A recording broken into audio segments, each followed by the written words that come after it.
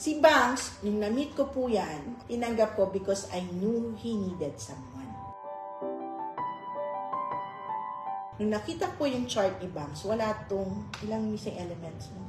0 yung earth niya.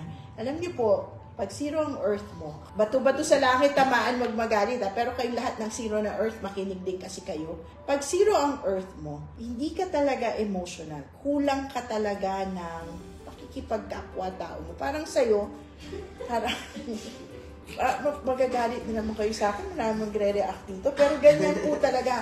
When I first met Bangs, hindi po maganda yung childhood niya eh.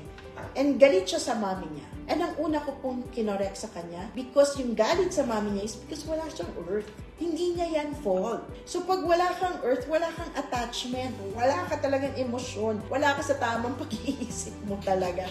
Oh, but when I complimented that, and lagi ko sa kanya tinuturo, love your mother, hindi ba success came so easy? Oh, na-realize po niya lahat yan talaga.